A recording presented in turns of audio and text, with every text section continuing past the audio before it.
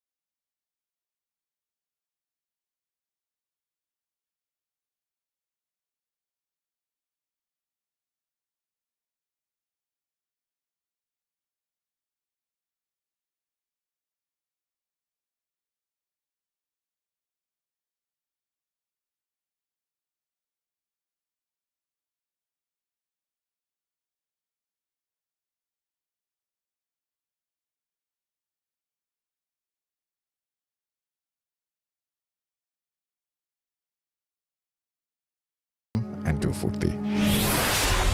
ফুর্তি। পিরিয়ডের দিনগুলোতে পছন্দের বিষয়গুলো হয়ে ওঠে বিরক্তিকর, তাই তোমার স্বস্তির জন্য এক্সট্রা কেয়ার নিয়ে পাশে আছে ফ্রিডম স্যানিটারি ন্যাপকিন। তোমাকে রিয়েলি বোঝে। ভালো করে দেখার আগেই অ্যাড হয়ে গেছে। এই তো শুরু হয়ে গেল ইন্টারনেটিং। এনগেজমেন্ট থেকে হানিমুন, সেলফি থেকে ভিডিও শেয়ারিং এ যেই পরিমাণ এনার্জি দেবে তাতে আরেকটা তাজমহল বানিয়ে ফেলা যাবে। এই সময় ইন্টারনেটটা বেশিই লাগে, তাই আরো বেশি এনজয় করতে বাংলা লিংকের বেশি বেশি internet. FM. The night comes alive. বিশ্বাস করা না করাটা আপনার ব্যাপার।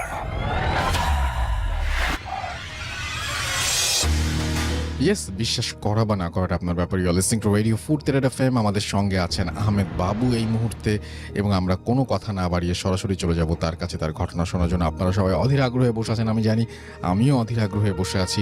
চলুন সরাসরি চলে যাই তার কাছে। জি বাবু, আসসালামু আলাইকুম। ওয়ালাইকুম আসসালাম রাসেল ভাই। জি। আমি কাহিনীতে চলে যাব সরাসরি।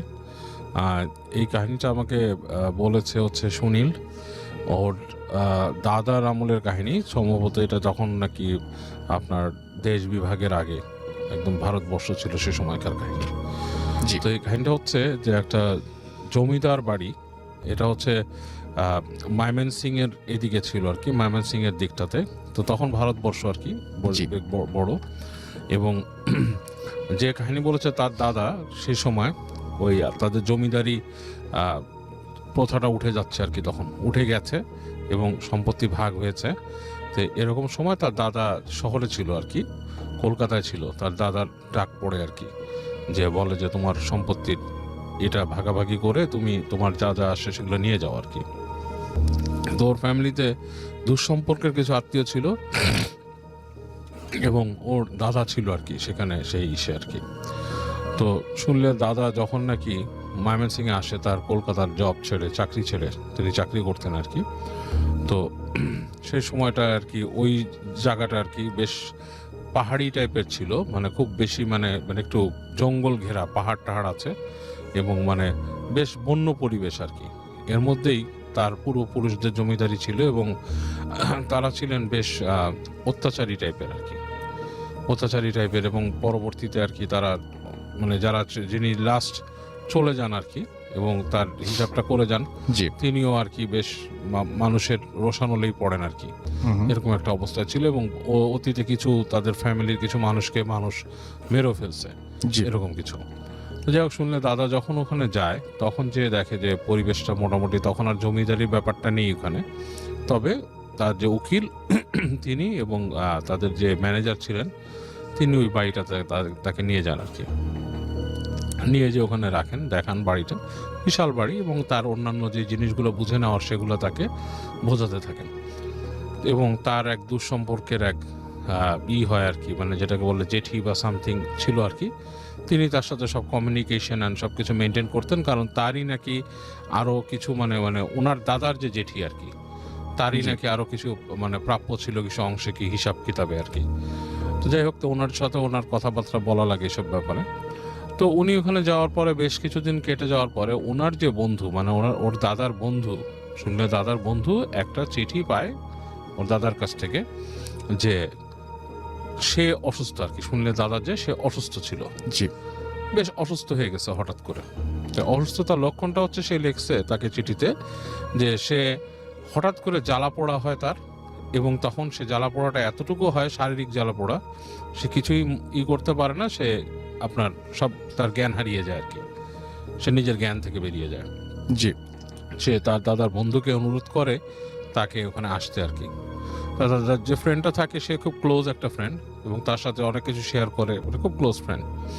তো সে তখন ওখান থেকে ইংল্যান্ডে যাওয়ার জন্য রেডি হচ্ছিল আর কি, বিদেশে যাবে পড়তে সেই সময়। তো সেই সময় অনেকে আইন বিষয়ে পড়াশোনা করতে যেত আর কিরকম।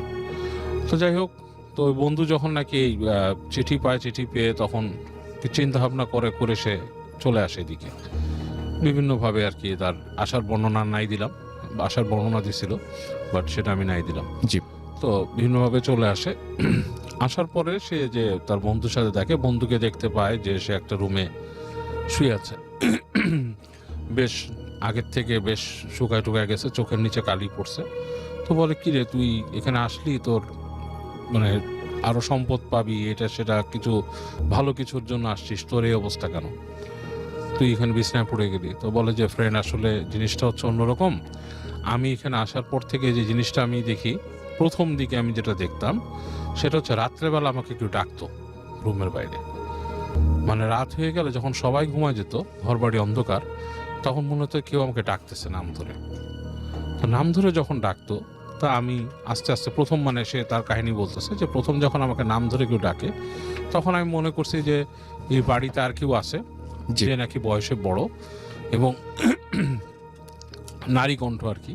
তো আমার জেঠি বা জেঠির কোনো পরিচিত কেউ, কিন্তু ডাকটা এমনভাবে দেবে কেন? ডাকটা একটু বিকৃত টাইপের, লাইক মানে মানুষ স্বাভাবিক গলায় ডাকলে যেরকম সেরকম না, সেরকম করে দরজায় একটা নক হতো এবং তাকে ডাক দিত। তো সে প্রথম দিনই ওখানে উঠে বলে যে কি ব্যাপার, কে, কোনো রেসপন্স পায় না। গেট খুলে বাইরে যায়, করিডোর দিয়ে নেমে যায় তাদের যে সিঁড়ি থাকে, সিঁড়ি দিয়ে হেঁটে নামে নিচে। নামার পর নিচতলাতেও দেখে কোনো শব্দ নেই, হুটহাট, মানে চারিদিক কেমন, মানে আপনার শুনশান নীরবতা, এবং মানে পুরো বাড়িটা মনে হচ্ছে খা খা করছে, কেউ নাই। তো প্রথম দিন এরকম সে দেখে উঠে আসে। এরপরে সে শব্দ শুনতে পায় তার জানলার নিচে, মনে হচ্ছে মানুষজন কথা বলছে। তো সে আপনার জানালার পর্দা সরায় নিচে উকি দেয়, উকি দিয়ে দেখে যে কিছু মানুষ মনে হচ্ছে যে আপনার ওখানে জটলা করছে। তো সে এটা দেখে, বাট কিউরিয়াসিটি মানে খুব একটা ফিল করে না। জি। চিন্তা করে যে এখানে এখন কি করব, নিচে কে আলোচনা করতেছে, কি করতেছে, আমি তো এখানে ইউজ টু না। তো যেটার থেকে সে প্রথম অসুস্থ হয় সেটা হচ্ছে, সে একদিন শুনতে পায় তার জেঠি, যে তার যে জেঠি যাকে ডাকছে জি। বাইরে এসে, এবং 2-3 বার করে ডাকছে। এবং ডাকার পরে সে ওই ডাকে সাড়া দেয়, সাড়া দিয়ে আপনার আস্তে করে গেটের বাইরে আসে। তো এসে দেখে জেঠি ঠিক ওই গেটে না, বেশ দূরে দাঁড়িয়ে আছে। জি।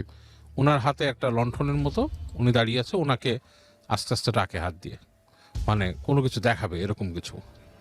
তো উনি পিছে পিছে যায়, যে সিঁড়ি দিয়ে নামে। সিঁড়ি দিয়ে নামার পর ওনাকে হেঁটে ওখানকার একটা দরজা আছে, সেই দরজাটা খুলে ভিতরে ডাকে। তো উনি দরজা খুলে ভিতরে যায়, দেখে সিঁড়ি নেমে গেছে, নিচের দিকে সিঁড়ি নেমে গেছে, এবং বেশ একটা মানে ইসের মতো করিডোর টাইপের সিঁড়ি, এবং ওই নিচে যে জেঠি দাঁড়িয়ে আছে লণ্ঠন নিয়ে, সেটার আলো জি। মানে কেঁপে কেঁপে আসছে উপরে, বেশ মানে একটা হরিবল একটা জিনিস। তো উনি তারপরও কিছু চিন্তা করে উনি পেছনে পেছনে যায়। তো যাওয়ার পরে দেখে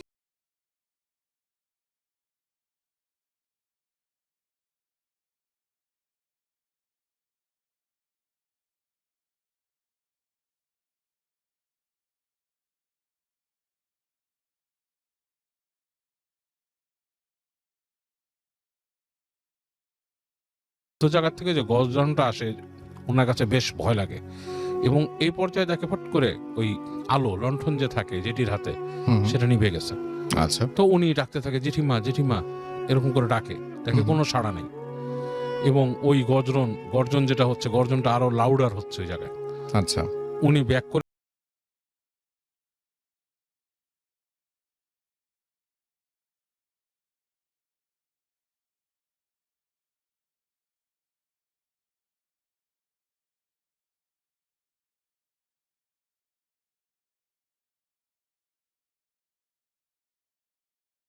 উঠে আসবে। তো ওই অবস্থায় উনি জ্ঞান হারায় ফেলে, জ্ঞান হারায়। তো ওনার কতক্ষণ জ্ঞান হারালো ছিল উনি জানে না, বাট ওনার যখন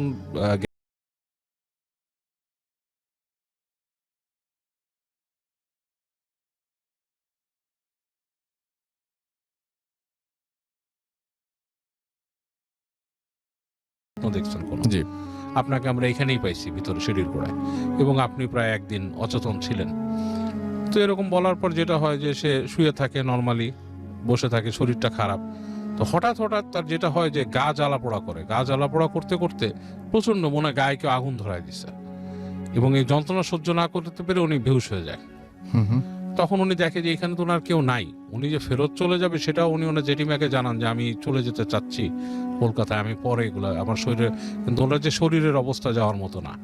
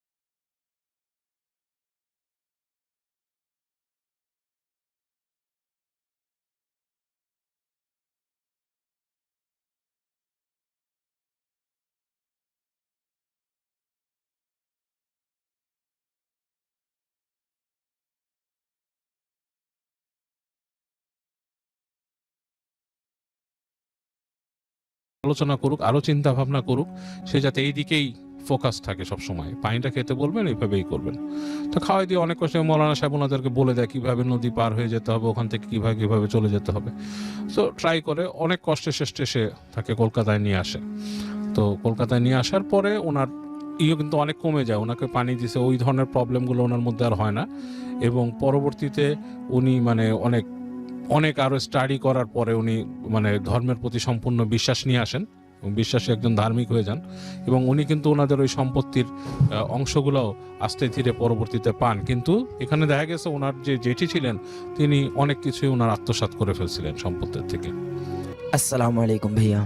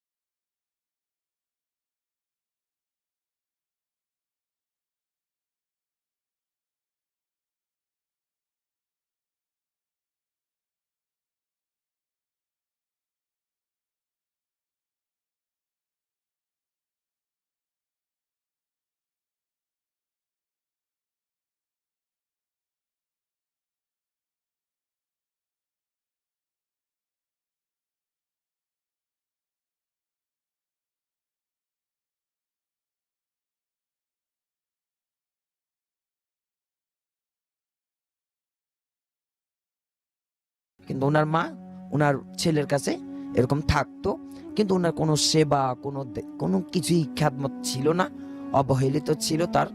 এবং সে যে সকালে ফজরের আগে উনি মারা যান, তাদের কোনো খবর ছিল না। যখন দুপুরবেলায় তাকে খাবার দেওয়ার জন্য যাওয়া হয়, তখন দেখে যে উনি ইন্তেকাল করেন। ওই সবাই দুপুরের পরে আর কি খবরটা পায় উনি দুনিয়াতে নেই। তো ভাড়াটিয়া বলল যে উনার দাদুর মানে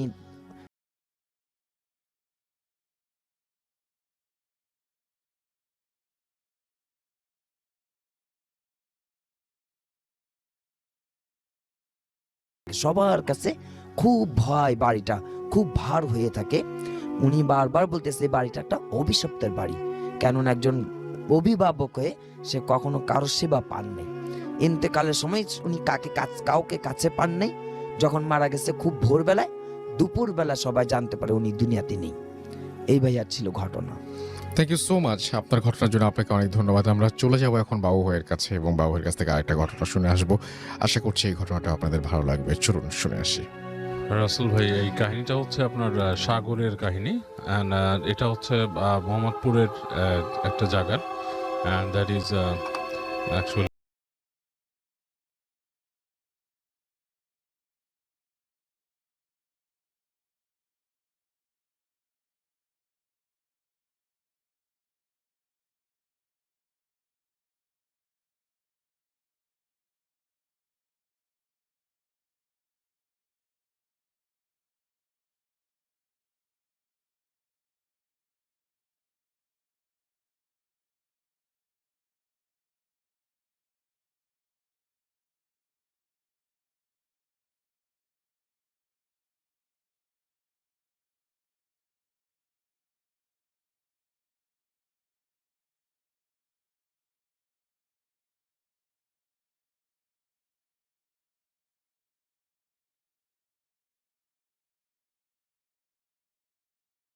সে তাদের বাড়িতে যেটা এক্সপিরিয়েন্স করতো যে হচ্ছে তাদেরকে মনে হতো ওর কাছে যে ও প্রায় রাস্তার মধ্যে শব্দ শুনতো আর কি, জি, এটা ওইটা বিভিন্ন রকমের শব্দ, মানে উইয়ার্ড শব্দ। আবার ওর কাছে মনে হতো মাঝে মাঝে যে ওদের যে জানালার মধ্যে কেউ রাতের বেলা মানে জানালার ওই পারে কেউ আছে এরকম লাগতো। তো ও ভয়ে ভয়ে ঘুমায় যেত। তো একদিন যেটা হয়েছে, ওর পরীক্ষার আগে ও মানে সাধারণত রাত করে পড়তো না গভীর রাতে, বাট ওই দিন সে মানে রাত করে পড়ার চিন্তা করছে, কারণ বন্ধুরা পড়ে এবং তার প্রিপারেশন ভালো ছিল না, সামনেই ম্যাট্রিক পরীক্ষা। তো ও চিন্তা করে কি যে ওই দিন ও রাত জেগে পড়বে। তো রাত জেগে পড়ার যাদের রাত জাগার অভ্যাস নেই রাসেল ভাই, তারা কিন্তু সহজে জাগতে পারে না, তারা ঘুমে একদম মানে অবস্থা খারাপ। তো সাগরও চেষ্টা করছিল, কিন্তু তার অবস্থা একদমই খারাপ হয়ে যাচ্ছে। তো এক সময় সে চিন্তা করলো দুধ ঘুমায় পড়ি। তো রাত তখন 1টা-1.5টা বাজে, এরকম খুব বেশি বাজে নেই। তো রাত তখন ওই জায়গাও যে খুব একটা জায়গা যে কোয়াইট হয়ে যায়, এখন তো ঢাকায় 1টা-2-1.5টার দিকে খুব একটা কোয়াইট হয় না, তাও কিছুটা হয়ে গেছে আর কি। জি। তো এই অবস্থায় ও মানে রুমের লাইটটা নিভায় দেয়। তো তখন দেখে যে হালকা মানে গুড়ি গুড়ি বৃষ্টি পড়তেছে। তো ঘুমানোর সময় জাস্ট চোখের দিয়ে এক কোণা দিয়ে সে দেখে যে কুকুর হাঁটতেছে রাস্তা দিয়ে, স্ট্রিট ল্যাম্পের আলো পড়ছে নিচে। তো ওর যেটা আই ক্যাচিং হয়তো চোখ সরে যেত, দেখে যে স্ট্রিট ল্যাম্পটা ফ্লিক করে 2বার। ফ্লিক করার পর কুকুরগুলা মনে হলো কেমন যেন একটু নড়াচড়া বেশি করলো। এক সময় স্ট্রিট ল্যাম্পটা বন্ধ হয়ে গেল, এবং বন্ধ হওয়ার আগে দিয়ে সে দেখলো কুকুরগুলা শেপ শিফট করলো, মানে তাদের শেপ চেঞ্জ করলো। যখন আলোটা নিভে গেল ঠিক ওই মুহূর্তে কুকুরগুলো মনে হলো যে বসার থেকে মানুষ হয়ে গেল, হঠাৎ দাঁড়ায় পড়লো, মানে দাঁড়ায় মানুষ হয়ে গেল, লাইক মানুষের শেপ হয়ে গেল। এবং এই লাইট নিভাতে সে কিন্তু মানুষ পুরো দেখে নাই, বাট সে দেখছে মানুষের শেপের হয়ে গেছে। এখন ও একবার ভাবলো এটা কি লাইটের খেলা। তার কিন্তু ঘুম তখন ঠাস করে চলে গেছে মাথার থেকে, যে আলো আধারিও অনেক সময় খেলা খেলে মানুষের মধ্যে, ছায়ার খেলা, লাইট অ্যান্ড শ্যাডো। তো একবার ভাবলো সেরকম কিছু কি। পরে সে ভাবলো না, সে দেখলো যে ওই লাইট নিভে যাওয়াতেও দূর থেকে আলো আসতেছে, এবং ওই মানে ওই জায়গাটা বোঝা যাচ্ছে, এবং বৃষ্টির সাথে কিছুটা আলোকিত, এর মধ্যে বৃষ্টির সাথে হালকা বাতাসও যাচ্ছে, বাতাসও বইতেছে। ভালো মতন খেয়াল করে দেখলো যে দূর দিয়ে মনে হচ্ছে 3টা লম্বা লম্বা ছায়া, এবং এই লম্বাগুলো প্রায় সাধারণ মানুষের হাইট না, 8-9 ফিট এরকম হবে, উঁচু উঁচু হাঁটতেছে। হাঁটতেছে, একবার এই পাশে আসে, মানে কাছে আসে, আবার যখন আলোর কাছাকাছি চলে আসে আবার ওদিকে চলে যায়, জি। ঠিক ওই জায়গাটাতেই সার্কেল করতেছে। তো ওর জায়গা দিয়ে না, ও যতটুকু দেখতে পাচ্ছে ও ভাবছে যে আমি যদি আমাদের ঠিক উপরেই ছাদ, ওরা থাকতো 6 তলায়, আমি ঠিক উপরেই ছাদে যদি উঠি তাহলে আমি আরো জিনিসটা আরো সুন্দর দেখতে পাবো, ভালো মতন দেখতে পাবো। পুরা ঘুম কিন্তু গন। সে করে কি, আস্তে করে উঠে যায় সে, মানে ওই হেঁটে হেঁটে মোবাইলটা নেয়, মোবাইলটা নিয়ে আস্তে আস্তে সিঁড়ি ঘরে বের হয়।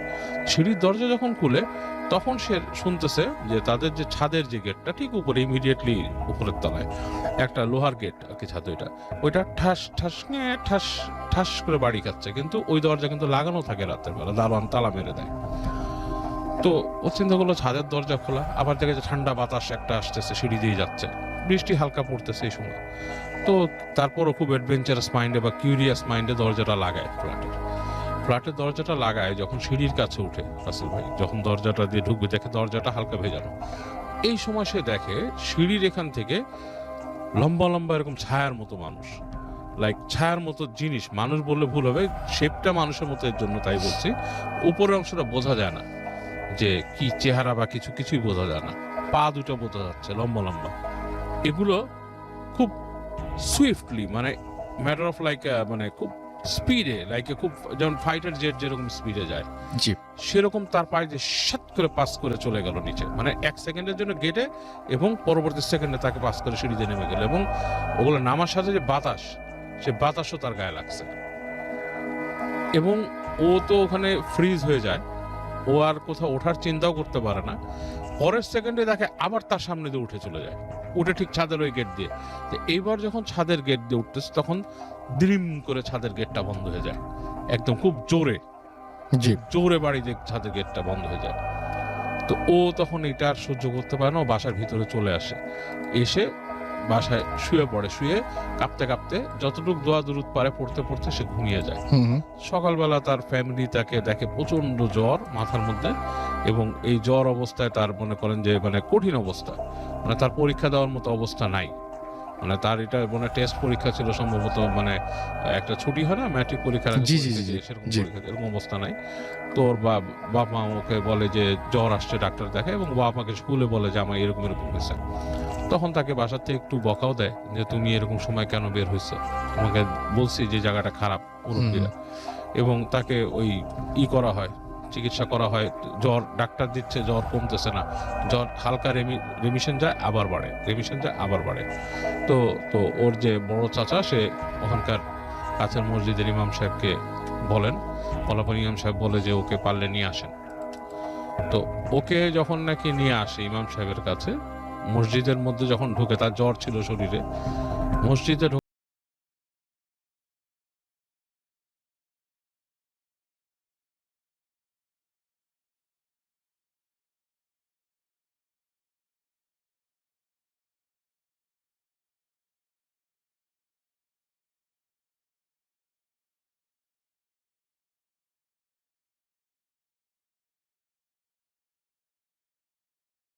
ছেলে সিঁড়িতে জানি সে রাতের বেলা কখন না উঠে, আপনাদের সিঁড়িটা পারলে বন্ধ করায় দিবেন।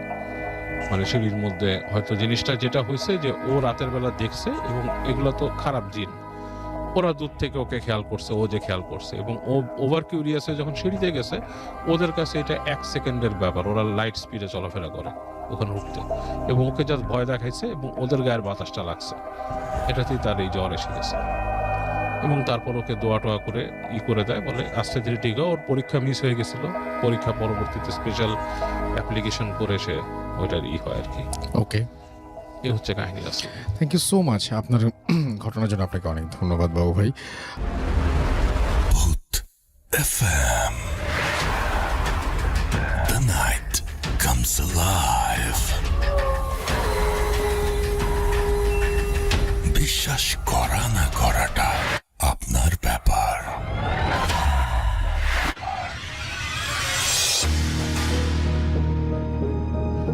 দ্যাটস রাইট, বিশ্বাস করা বা না করাটা কমপ্লিটলি আপনার ব্যাপার। ইউর লিসনিং টু রেডিও ফুরতের FM। আমি রাসেল আছি, সাথে আমার সাথে আছেন আমাদের আজকের অতিথিরা, এবং চলে যাব আমাদের প্রথম অতিথির কাছে, মানে আমাদের তৃতীয় অতিথির সেকেন্ড সেশনের প্রথম অতিথি আর কি তিনি।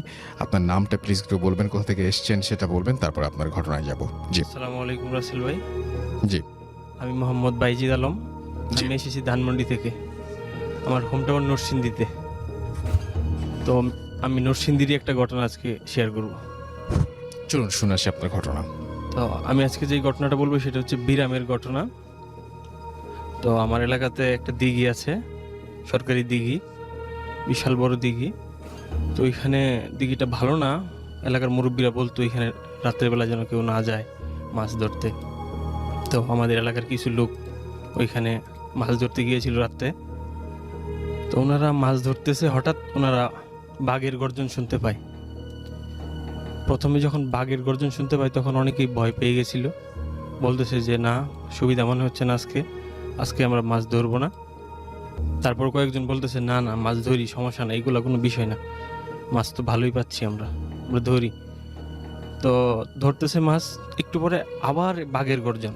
তখন মনে হচ্ছে যে আরো কাছে চলে আসছে বাঘ। তো তখন অনেকেই আরো বেশি ভয় পেয়ে গেছে, বলতেছে যে আমরা আর ধরবই না, চল বাড়ি চল, আর দরকার নাই মাছ ধরার আজকে। তারপরে কয়েকজন বলতেছে অতিরিক্ত লোভে যে না না, আমরা মাছ মারি।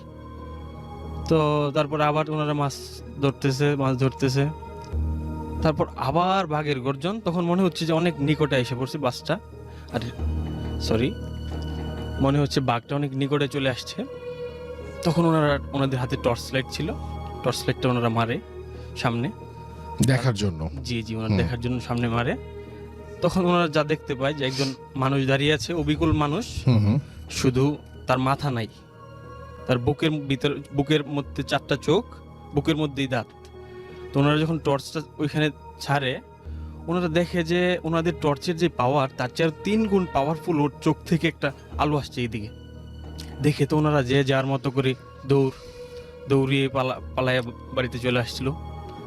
আসার পরে তো পরের দিন ওনাদের অনেক জ্বর, গোসল টোসল করানো হয়েছে। মুরব্বীরা অনেক গালাগালি করলো যে কেন গেলা, ওইখানে আমাদের নিষেধ ছিল, তারপরও কেন গেলা। তো এইভাবে পার হয়ে গেল। আমার একটা দাদা ছিল, আমার চাচা দাদা, আমার দাদার আপন ভাই। উনি আবার পীর টাইপের ছিল, মুরিদ করাতো। তো উনি মারা যায়। উনি মূলত বিরাম পালতো আর কি। তো 2টা বট গাছ ছিল ওনার, একটা বড় বট গাছ, একটা ছোট বট গাছ। তো বড় বট গাছটাতেই আমরা যতটুকু জানতাম যে বড় বট গাছটাতে বিরাম থাকে। আর এখান থেকে 1/2 কিলোমিটার দূরে একটা হিজল গাছ ছিল। ওই হিজল গাছ আর বট গাছের মধ্যে ওরা নাকি রাত্রে যাতায়াত করতো। জি। তো আমার দাদা যখন মারা যায় তখন ওনার এই বট গাছটা কাটার সিদ্ধান্ত নেওয়া হয়, বিক্রি করা হয়। তখন ছোট গাছটা কাটতে পারে ভালোভাবেই, কিন্তু বড় গাছটা যখন কাটতে যায় তখন অনেক সমস্যার সম্মুখীন হতে থাকে ওনারা দেখে যে আশেপাশে কোথাও কোনো গাছের পাতা নাড়াচাড়া করে না, কিন্তু এই গাছটাতে মনে হচ্ছে যে ঘূর্ণিঝড় শুরু হয়ে গেছে। ওনারা বুঝতে পারছে যে বিষয়টা স্বাভাবিক না। প্রথম দিন কাটতে গিয়ে একজনের পা কেটে যায় মারাত্মকভাবে, উনি আহত হয়, পা রক্ত পড়া বন্ধ হচ্ছে না কোনোভাবেই। পরে ওনারা ওই দিন আর গাছ কাটতে পারে নাই। পরের দিন আসে, পরের দিনও বিভিন্ন সমস্যার কারণে পরের দিন কাটতে পারে নাই। তারপরের দিন, তৃতীয় দিন, দল বল একটু বড় করে ওনারা আসে যে আজকে কাটবোই, টাকা দিয়ে গাছ কিনলাম, কাটতেই হবে। তো ওনারা এক প্রকার জোর করেই কাটছে, সাহসিকতা দেখে। কিন্তু কাটার পরে গাছ থেকে রক্ত বের হয়েছে, অনেক রক্ত। একটা গরু জবাই করলে যে পরিমাণ রক্ত, ওই পরিমাণ রক্ত। অনেক মানুষ দেখতে আসছে যে কি ব্যাপার, গাছ থেকে নাকি রক্ত বের হয়েছে। তখন আসার পরে এইভাবে গাছ নিল। কিন্তু রাসেল ভাই ওই দিন রাত থেকেই সেই বাঘের গর্জন, এলাকাবাসী সবাই শুনতে পায় বাঘের গর্জন, কান্না করতেছে। বাঘ মনে হচ্ছে কান্না করতেছে, বাঘের গর্জন। রাসেল ভাই, বাঘে তো উচ্চস্বরে গর্জন করতে পারে না, এই যে পাইলিং করে না ইয়ার মধ্যে, এই যে অ্যাপার্টমেন্ট বাসাগুলোতে যে পাইলিং হয় তখন যেইভাবে ভূমিটা কম্পন হয়, ঠিক সেমভাবে ভূমিকম্পন হচ্ছিল। যখন ওটা কান্না করে গর্জন দেয় তখন মনে হচ্ছে যে ভূমি কাঁপতেছে, মাটি কাঁপতেছে, তখন এইরকম মনে হয়। তো আমি নিজেও শুনেছি কয়েকদিন। আমাদের এলাকায় এক মহিলা রাত্রেবেলা বাইরে বের হইতেছিল। তো হঠাৎ করে উনি যখন দরজা খুলে দেখে দরজার সামনে এক মানুষ দাঁড়ায় আছে, অবিকল মানুষ, তার মাথা নাই, তার বুকের মধ্যে চোখ, 4টা চোখ। এটা দেখে তো উনি সাথে সাথে অজ্ঞান, চিৎকার দিয়ে অজ্ঞান হয়েছে। পরে দৌড়াদৌড়ি করে নেওয়ার পরে জ্ঞান ফেরার পরে শুনতে পারে যে এই ঘটনা। তো আমার আব্বুরা 7 ভাই, তার মধ্যে আমার এক চাচা, ওনারা বাড়ি থেকে চলে যায়। তো আমার ছোটো চাচারা বলছিল যে তুমি থাকো এখানে, তুমি একাই থাকো, সমস্যা নেই, থাকো। উনি ছিল এখানে রাত্রে। তখন পুরোপুরি বিরামের অত্যাচারে অতিষ্ঠ এলাকাবাসী, সবাই ভয় পায়। কেউ ভয়ে আসতে মাগরিবের পরে কেউ বাসা থেকে বের হয় না, বাড়ি থেকে কেউ বের হয় না, সবাই গুটি মেরে বসে থাকে ভয়ে। তো উনি ছিল ওইখানে ওই দিন। উনি কান্নার শব্দ পাইতেছে যে আস্তে আস্তে ওনার দিকে মনে হচ্ছে আসতেছে কান্নার শব্দ, একটু পরে পরে জোরে জোরে গর্জন। তো রাসেল ভাই আপনি জানেন কি না জানি না, আগে গ্রামের মধ্যে যেই জানালাগুলো ছিল ওইগুলোতে শিক দেওয়া হতো, এখন তো গ্রিল দেওয়া হয়, তবে আগে শিক দেওয়া হতো। তো এই শিকের কাছে আসছে, জানালা খোলা, গরমের দিন। তো আমার যে চাচা, ছোট চাচা, উনি তাকায় রয়েছে, দেখতেছে যে জানালার সামনে এসে দাঁড়ায় হাওয়া করে কান্নাকাটি করতেছে। একটু পরে পরে গর্জন দেয়, মনে হচ্ছে মাটি সহ কাঁপে এরকম। তো উনি তো ভয়ে পুরো শেষ। উনি ভাবছে যে উনি শেষ, আর মনে বাঁচবে না, এই শেষ।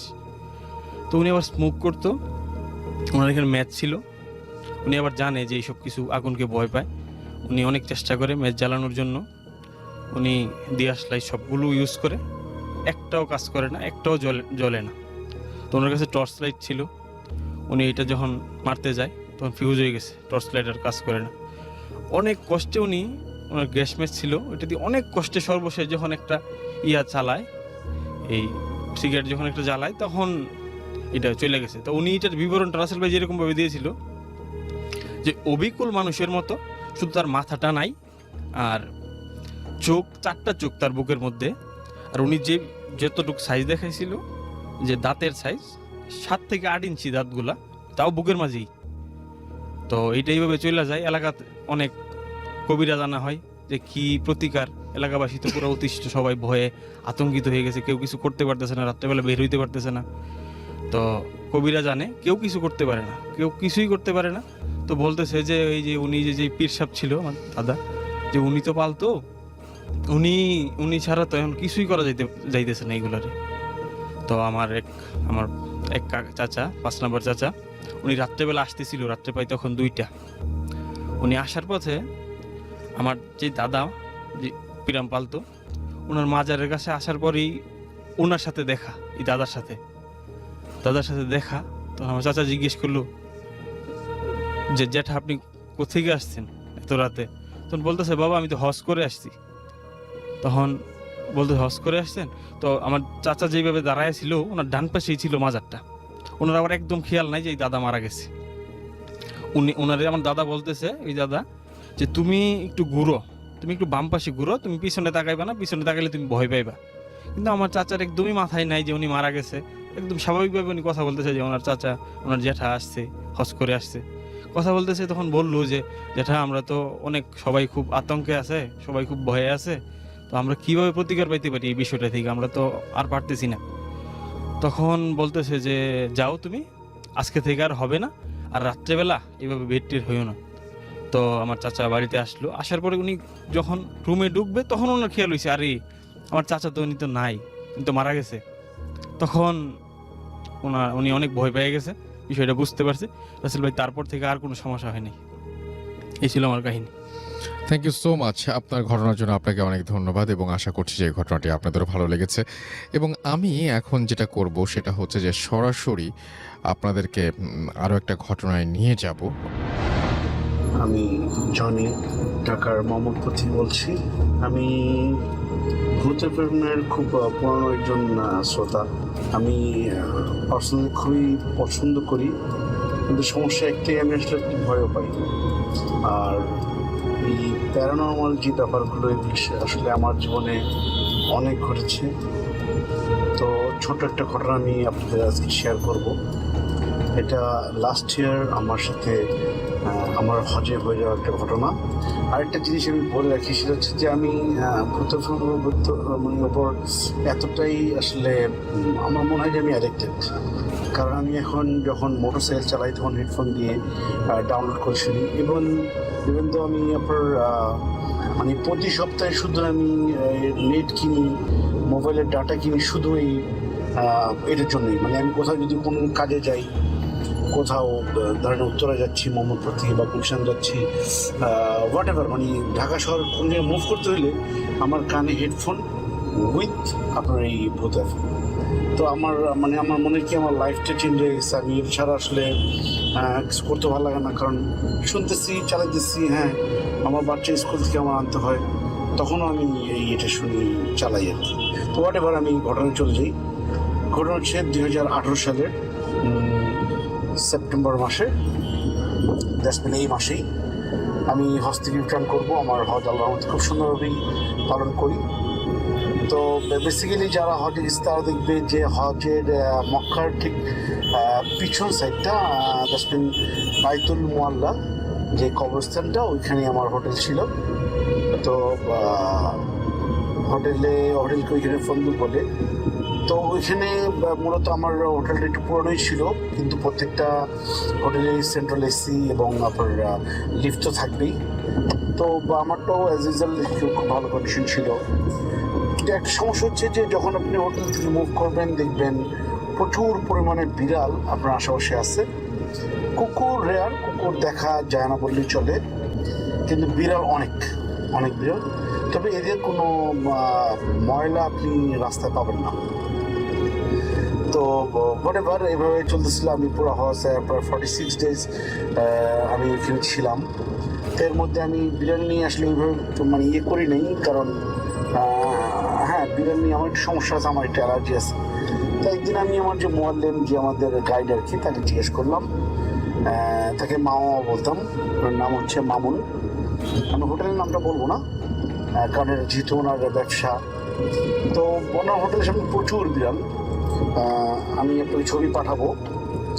তো এই বিড়ালগুলো রেগুলার বসে থাকতো। যখন নামাজ পড়ে আসতাম, দিন হোক সকাল হোক, সবসময় বসে থাকতো।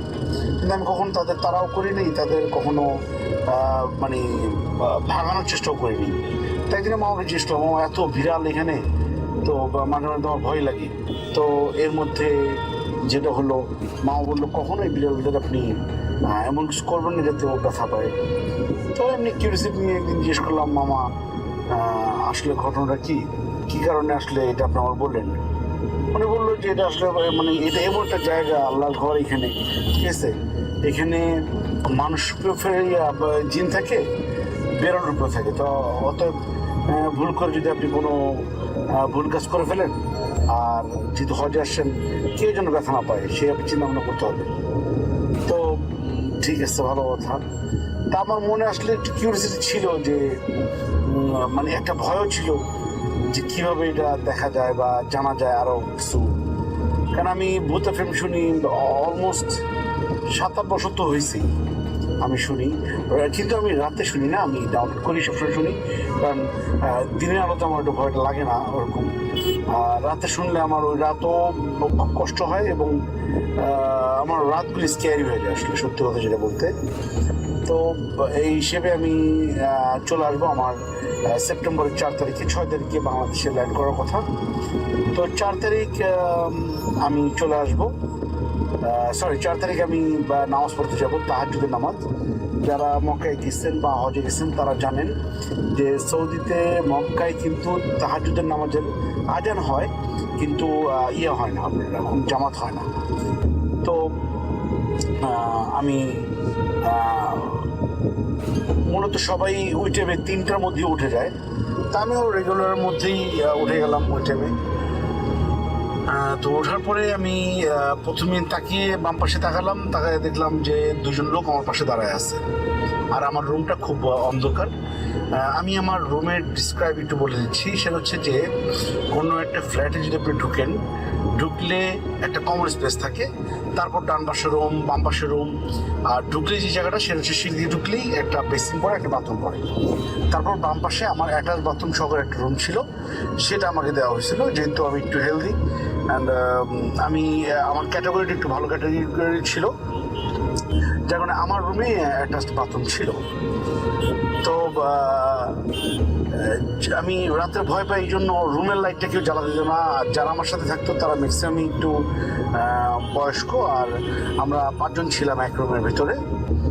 তো এরকম যে রুম দিয়ে ঢোকার পরে আমার ওই কমন স্পেস থেকে বাম দিকে ঢুকলেই আমার রুমটা, ঢুকে প্রথমে বাম পাশে বাথরুমের বরাবর একটা বেড, তারপরে একটা বেড, ঠিক দরজার উল্টা কর্নারে এসির নিচে আমার বেডটা। তো রুমগুলো খুব বড়, অ্যাপ্রক্স আপনার 300 স্কোয়ার ফিট তো হবেই, আর 300 স্কোয়ার ফিটের রুম।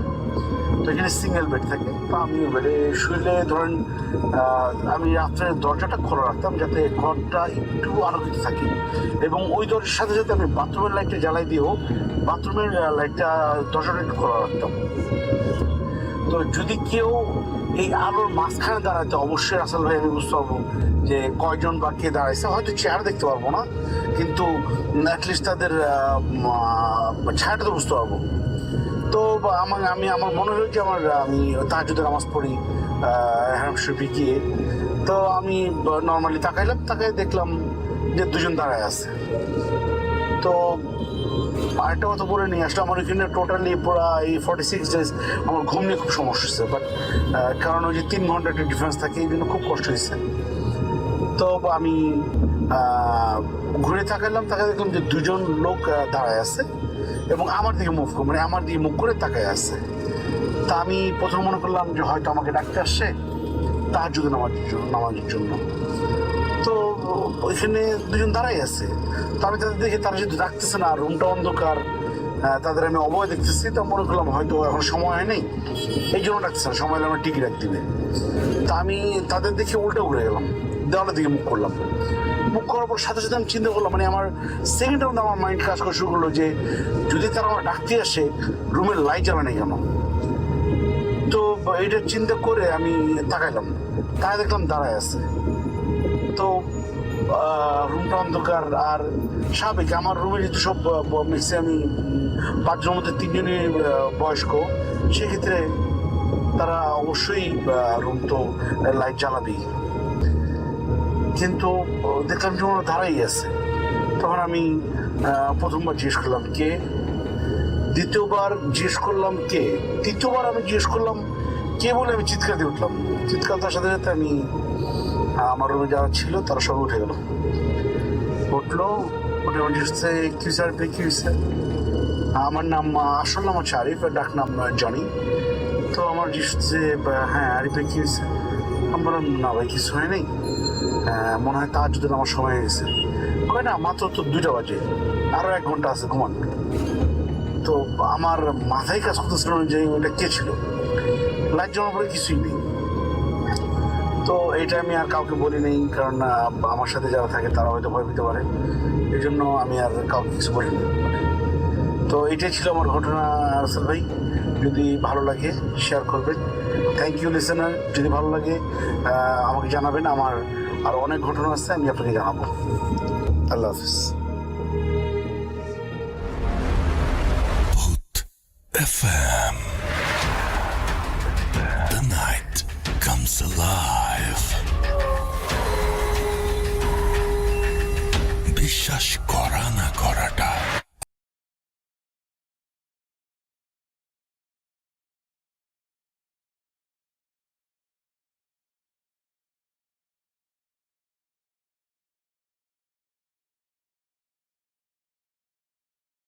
আছি সাথে, এবং আপনাদের সবাইকে আরও একবার স্বাগত জানাচ্ছি আমাদের আজকের ভূত এফএমে, এবং আশা করছি যারা শুনছেন আমাদেরকে এনজয় করছেন, এবং অবশ্যই আপনাদের মতামত জানাবেন যে কেমন লাগলো। এবং ভূত এফএম শেষ হয়ে যাচ্ছে বলে আপনি সবকিছু ভালো বলবেন না, অবশ্যই আপনার অবশ্যই জানানোর রাইট আছে যে কোনটা ভালো লাগছে কোনটা খারাপ লাগছে। তো আমরা আমাদের আরো একজন অতিথি আমাদের সঙ্গে এই মুহূর্তে আছেন, তার কাছে সরাসরি চলে যাবো। আপনার নামটা প্লিজ একটু বলবেন, আপনি কোথা থেকে এসেছেন সেটা বলবেন, তারপরে আপনার ঘটনায় যাবো। জি। আসসালামু আলাইকুম রাসেল ভাই। আসসালামু ওয়ালাইকুম আলাইকুম।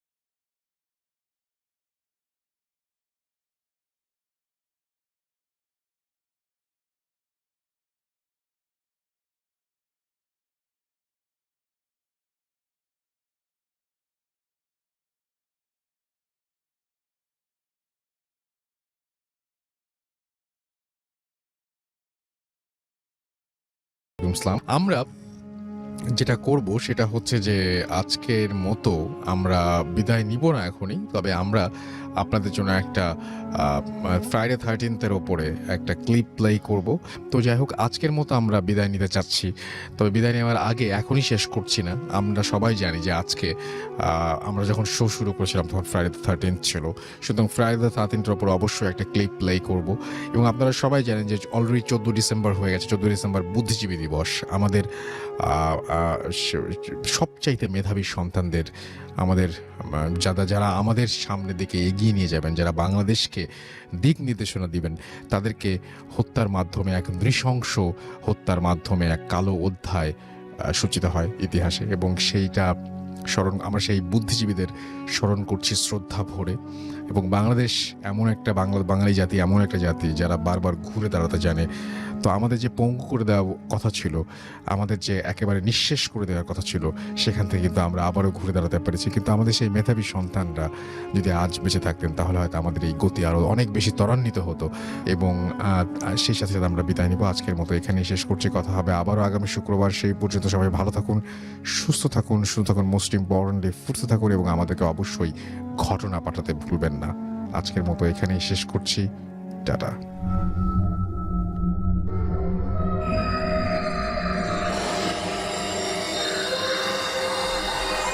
Friday the 13th. Friday the 13th বা ব্ল্যাক ফ্রাইডে কি শুধুই কুসংস্কার, নাকি সত্যি দিনটার আলাদা কোনো বিশেষত্ব আছে? গত ফেব্রুয়ারিতে একটা শুক্রবার কাটালাম আমরা, যেদিন তারিখটা ছিল 13। সব কিছু কি প্রতিদিনের মতোই ঘটেছিল সেদিন, নাকি দিনটি অশুভ ছিল আপনার জন্য? একটু মনে করার চেষ্টা করুন। যদি ধরে নেন যে শুধু একটা ওয়েস্টার্ন সুপারস্টিশন, তাহলে এক্ষুনি মাথা থেকে সব চিন্তা ঝেড়ে ফেলুন। যদি মনে করেন ফ্রাইডে দ্য 13th সম্পর্কে জানা মানে শুধু শুধু টেনশন বাড়ানো, তাহলে শোনা বন্ধ করুন। আর যদি সত্যি এই দিনটি নিয়ে কোনো কৌতূহল থাকে, শুধু তাহলেই জেনে নিন এই দিনটির খুঁটিনাটি। The interviews. গত মাসে আমরা আপনাদের কাছে জানতে চেয়েছিলাম কে কে বিশ্বাস করেন ফ্রাইডে দ্য 13th অশুভ। কেউ বিষয়টি স্রেফ একটা কুসংস্কার বলে যেমন উড়িয়ে দিয়েছেন, তেমনি কেউ কেউ এই দিনে জীবনে ঘটে যাওয়া কিছু নেগেটিভ ঘটনার সাথে দিনটির সাদৃশ্য খুঁজেছেন, বা খারাপ কিছু ঘটার জন্য দিনটিকে দায়ী করেছেন। কেউ কেউ জাস্ট অধৈর্য হয়ে অপেক্ষা করেছেন পরবর্তী ঘটনা শোনার জন্যে। আমরা আমাদের কাছের কিছু মানুষের কাছে জানতে চেয়েছিলাম এই দিনটির সম্পর্কে।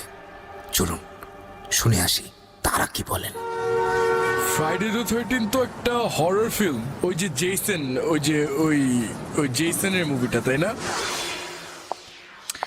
Friday the 13th, I don't know, আমি আসলে হিস্ট্রিটা জানি না, বাট আমি জাস্ট জানি যে Friday the 13th মানে কোন একটা কুফা আছে definitely, so yeah. Friday the 13th এটা আবার কি? নর্মালি ফ্রাইডে আমাদের জন্য অনেক অসপিশিয়াস একটা দিন, আমরা অনেক ভালো মনে করি, মঙ্গল মনে করি এই দিনটাকে। কিন্তু যখন 13th এটার সাথে অ্যাড হয়, 13th ফ্রাইডে, তখন কিন্তু খুব ভয়ানক একটা ব্যাপার হয়ে যায়, ভয় লাগে, স্পেশালি বিকজ ব্ল্যাক ফ্রাইডে কিন্তু এখান থেকেই এসেছে, আর 13 is very unlucky number. So সব মিলিয়ে কিন্তু ব্যাপারটা খুবই বলতে পারি ভৌতিক। ফ্রাইডে দ্য 13th তো ব্ল্যাক ফ্রাইডে? না না, এইসব নিয়ে আমি একদমই কথা বলতে পছন্দ করি না। This is basically when Jesus was crucified. জীবনে যে কোনো মুহূর্তে যে কোনো দুর্ঘটনা ঘটতে পারে, কিন্তু এই দিনটিতে কোনো দুর্ঘটনা ঘটা মানেই দিনটিকে দায়ী করা। The history.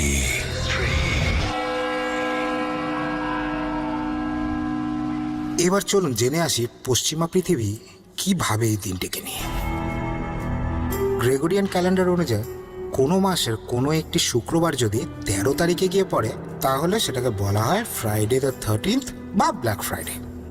বলা হয় মধ্যযুগ থেকেই এই দিনটিকে সবাই অশুভ হিসেবেই ভেবে রাখে। উদাহরণ হিসেবে প্রথমেই আসে যীশু খ্রিস্টের লাস্ট সাপারের কথা। গুড ফ্রাইডে ঠিক আগের রাতেই মন্ডি থার্সডেতে খাবার টেবিলে উপস্থিত ছিলেন 13 জন ব্যক্তি, যাদের ভেতরে জুডাস ছিলেন পার্টির 13 নম্বর সদস্য। এবং পরের দিন যীশুখ্রিস্টকে কিভাবে ক্রুসিফাই করা হলো তা তো আপনারা সবাই জানেন। বাইবেলে আরও বলা আছে যে এই দিনটিতেই নাকি ইভ অ্যাডামের হাতে নিষিদ্ধ ফলটিও তুলে দিয়েছিলেন। তারপরে যেমন ফ্রাইডে দ্য 13th অক্টোবর 1307 শত নাইটস টেম্পলার্সরা ফ্রান্সে কিং ফিলিপ দি ফোর্থ দ্বারা অ্যারেস্টেড হন। এমন আরও অনেক ঘটনাই আপনি খুঁজে পাবেন ইতিহাসে। যেহেতু প্রতিটি তথ্যই সংগ্রহ করা, তাই তাদের সংখ্যা আর নাইবা বাড়ালাম।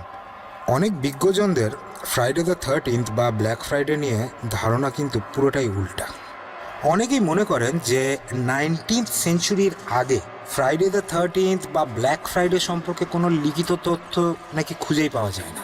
আবার অনেকে মনে করেন এটি প্যারাস্কেভিডে ক্যাট্রিয়া ফোবিয়া মানে ও মাই গড নামে জাস্ট একটা ফোবিয়া, মানে বুঝছেন তো, একটা ভয়, ফোবিয়া। যেমন ড্যান ব্রাউনের 2003 সালের নভেল দা ভিঞ্চি কোডে, বা জন জে রবিনসনের 1989-এর যে ওয়ার্কটা ছিল born in blood, the secrets of freemasonry, বা মরিস ড্রুয়নের হিস্টোরিক্যাল যে নভেল সিরিজগুলো আছে দি অ্যাকাস্ট কিংস, এর মতন কিছু বই এই নাইট টেম্পলার্স এবং এই যে ফ্রাইডে দ্য 13th সুপারস্টিশনটাকে মেলানোর চেষ্টা করেছে। যদিও অনেক এক্সপার্টরাই মনে করেন এই কোরিলেশনগুলো আধুনিক সময় খুঁজে বার করা। এছাড়াও অনেকে মনে করেন যে 1307 সালে প্রকাশিত টমাস ডাব্লিউ লসনের পপুলার যে নভেলটা ছিল ফ্রাইডে দ্য 13th কারণেই এই সুপারস্টিশনটা অনেকের মনে ছড়িয়ে পড়েছে। বইটিতে একজন অসৎ ব্রোকার এই সুপারস্টিশনকে কাজে লাগিয়ে ওয়াল স্ট্রিটে একটা প্যানিক সৃষ্টি করে। আমেরিকায় 8% মানুষ ভয়ে রয়েছেন এই দিনটিকে নিয়ে। আচ্ছা, এই দিনটির কোনো সুফল আছে কি? অবশ্যই, দেখি আমরা। Flip side of Friday the 13th. 1993-তে ব্রিটিশ মেডিকেল জার্নালে প্রকাশিত জার্নালের তথ্য অনুযায়ী 13 তারিখের শুক্রবারের জন্য অন্য দিনের চাইতে সড়ক দুর্ঘটনার মতন বিষয়গুলো নাকি বেশি ঘটে। অন্যদিকে 2008 সালে প্রকাশিত ডাচ সেন্টার ফর ইন্স্যুরেন্সের স্ট্যাটিস্টিক্স বলছে এই দিন নেদারল্যান্ডে অন্য দিনের চাইতে যেমন অ্যাক্সিডেন্টের সংখ্যা কমে যায়, তেমনি চুরি এবং অগ্নিকাণ্ডের ঘটনাও নাকি কম ঘটে।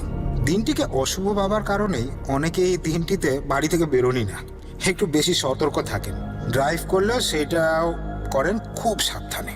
এখন নানা মানুষের তো নানা মত থাকেই। Confusion.